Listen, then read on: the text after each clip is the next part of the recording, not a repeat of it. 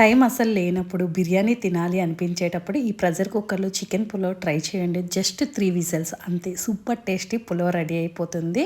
Process విషయం ఏంటో చూద్దాం. చికెన్లో సాల్ట్, పసుపు, కారం, biryani spices, chicken masala, garam masala, onion, మిర్చి, కొత్తిమీర, పుదీనా అన్ని వేసుకొని మిక్స్ చేసుకోవాలి. కుక్కర్లో ఆయిల్ యాడ్ చేసి మిక్స్ చేసుకున్న చికెన్ యాడ్ చేసి 15 మినిట్స్ వరకు ఫ్రై చేసుకోవాలి. నేనైతే బాస్మతి రైస్ తీసుకున్నా. ముందుగా ఏం నానపెట్టలేదు. ఫస్ట్ అయితే నీట్గా క్లీన్ చేసుకొని దానిలో యాడ్ చేసా. 2 మినిట్స్ బాగా ఫ్రై చేసుకున్నా.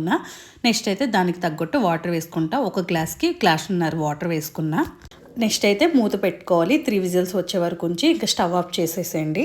టేస్టీ చికెన్ పులావ్ అయితే రెడీ అయిపోయింది. టైం లేనప్పుడు ఇలా సింపుల్గా చేసుకోండి. టేస్ట్ అయితే సూపర్గా ఉంటుంది. నా వీడియోస్ మీకు నచ్చినట్లయితే లైక్ చేయండి అండ్ సబ్స్క్రైబ్ చేయండి. టైం అసలు లేనప్పుడు బిర్యానీ తినాలి అనిపించేటప్పుడు ఈ ప్రెషర్ కుక్కర్లో చికెన్ పులావ్ ట్రై చేయండి. జస్ట్ 3 విజిల్స్ అంతే, సూపర్ టేస్టీ పులావ్ రెడీ అయిపోతుంది.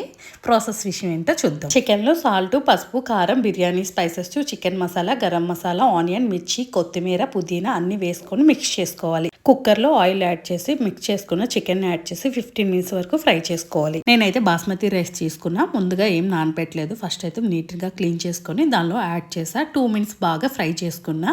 నెక్స్ట్ అయితే దానికి తగ్గట్టు వాటర్ వేసుకుంటా. ఒక గ్లాస్కి గ్లాసున్నర వాటర్ వేసుకున్నా. నెక్స్ట్ అయితే మూత పెట్టుకోవాలి. 3 విజిల్స్ వచ్చే వరకు ఉంచి ఇంకా స్టవ్ ఆఫ్ చేసేసేయండి.